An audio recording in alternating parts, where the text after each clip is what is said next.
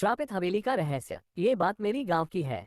जब मैं छुट्टियों में गांव घूमने गया था, मेरे गांव में एक पुरानी खंडहर हवेली है जिसमें करीब 65 सालों से वहां कोई नहीं रहता।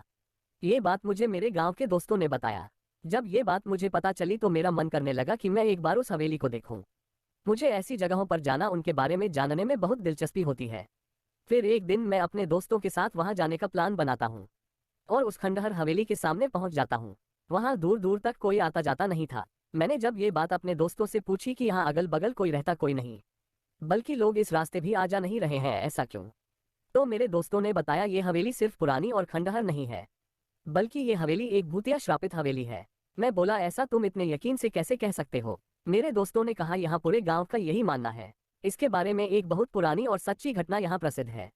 मेरे मन में इसके बारे में जानने का ख्याल और बढ़ने लगा। मैंने पूछा, क्या है इसके पीछे की कहानी? तब उनमें से एक दोस्त ने मुझे बताना शुरू किया।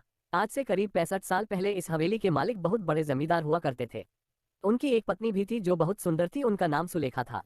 उस समय ही डाकुओं के भी खौफ से लोग डरते थे। डाकुओं की टुकड़ी जिस गांव में भी घुसती थी, उस गांव को पूरी तरह बर्बाद कर देती थी। एक बार डाकुओं के सरदार को जमींदार के धन और संपत्ति पर नजर पड़ी, जिसके बाद उसने जमींदार के घर डकैती डालने का सोचा।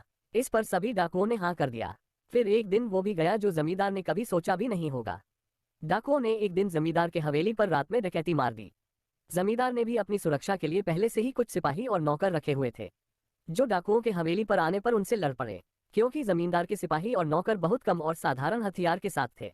वहीं डाकुओं की संख्या बहुत ज्यादा थी और अच्छे हथियार के साथ लैस थे, जिसकी वजह से जमींदार के सिपाहियों और नौकरों को कुछ ही देर में मार डाला। ये सब जमींदार देखने के बाद सोचा, इससे पहले कि डाकू हवेली का दरवाजा तोड़कर अंदर घुस जाए, उसे अपनी पत्नी और खजाने को छुपा देना चाहिए। फिर उसने उस खजाने को एक हवेली में ही किसी खुफिया जगह पर छुपा दिया और अपने पत्नी को एक कमरे के अंदर एक और खुफिया कमरे में छुपा दिया और बाहर से कमरा बंद कर दिया। इसके बाद कुछ ही देर में डाकू हवेली का दरवाजा तोड़कर अंदर घुस गए, जिसमें जमींदार की मौत डाकुओं के हाथों हो गई। पर जमींदार ने मरते मरते अपने खजाने का पता उन डाकुओं को नहीं बताया। डाकुओं ने खजाने को बहुत खोजा पर वो नहीं मिला। फिर डाकू वहां से हवेली की कीमती सामने के लेकर वहां से चले गए। पर जमींदार की पत्नी जो एक खुफिया कमरे बंद थी, उसका पता किसी को नहीं था। उसकी पत्नी बहुत चिल्लाए, लोगों को बुलाने की कोशिश की, कमरे के दरवाजे को तोड़ने की कोशिश की, पर वो अंत तक कुछ नहीं कर सकी और भूख प्यास से वो तड़प तड़प कर वहीं मर गई। उसके मरने के बाद उसके लाश के बदबू से लोग हवेली में गए और उस कमरे को तोड़कर उसके लाश को वहां से निकालकर उसका अंतिम संस्कार किया। कहा जाता है कि आज भी वो अपने पति का इंतजार उस कमरे करती है। उसका पति कभी तो आएगा और उसे उस कमरे से आजाद करेगा, और आज भी उसे उसके हवेली में घुसपैठ या उसके बिना इजाजत के अंदर आने वालों को सजा देती है। मैंने अपने दोस्तों ये कहानी सुनकर उन पर विश्वास नहीं किया। मैंने पूछा, क्या यार तुम लोग भी न कब की बात आज तक लेकर बैठे हो?